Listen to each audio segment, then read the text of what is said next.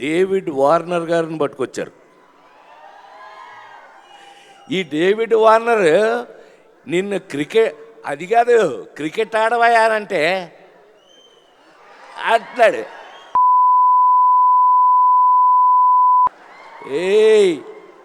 ఏ Warner, B warning.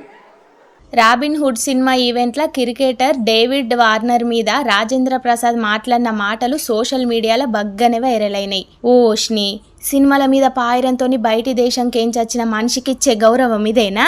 Senior నటుడై ఉండి ఎట్లా పడితే అట్లనే మాట్లాడతాడా అని బగ్గనే గరమైనరు పబ్లిక్కు.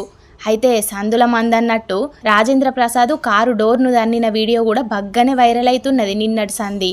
గన్ల కూడా జర సారు సుక్కేసినట్టే ఉన్నాడు. అయితే ఈవెంట్కి వచ్చే ముందు కూడా గట్టిగానే సుక్కేసినట్టున్నాడు. అందుకే స్టేజ్ మీద గా క్రికెటర్ గురించి చెడ్డ మాటలు మాట్లాడిండు అని గట్టిగానే గరమైతున్నారు చాలా మంది. ఇక క్రికెటర్ను తిట్టిన ముచ్చట మీద రాజేంద్ర ప్రసాద్ సారీ చెప్పుకొచ్చిండి. ఇయ్యాల I love David Warner, I love his cricket. David Warner love our films, love our acting.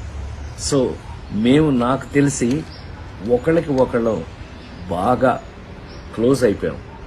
ఏది ఏమైనా ఈ జరిగిన సంఘటన మిమ్మల్ని ఏదైనా మనసు బాధ పెట్టినట్టయితే ఎవరినైనా తెలియకుండా, నేను నిజంగా ఉద్దేశపూర్వకంగా అన్నది కాదు కాబట్టి, అయినా కూడా ఐ ఫీల్ వెరీ సారీ. నేను మీ అందరికీ సారీ చెప్తున్నాను. అలాంటిది ఇంకెప్పుడు జరగదు. డేవిడ్ వార్నర్ అంటే నాకు మస్తు పాయిరం. మేం మంచి సోపతిగాళ్ళం. మొన్నేదో పొరపాటున నోట్లకెంచిగా మాట వచ్చింది, గంతేగాని కావాలననే అన్నది కాదు. అయినా తప్పే కాబట్టి నేనన్న మాటలకు ఎవరన్నా బాధపడితే నన్ను క్షమించుండ్రి.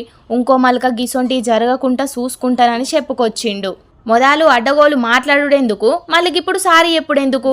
అందుకే అంటారు, ఏం మాట్లాడినా 1కి 4 మాటల వెనక ముందు అన్ని ఆలోచనలు వేసుకొని మాట్లాడాలి అని.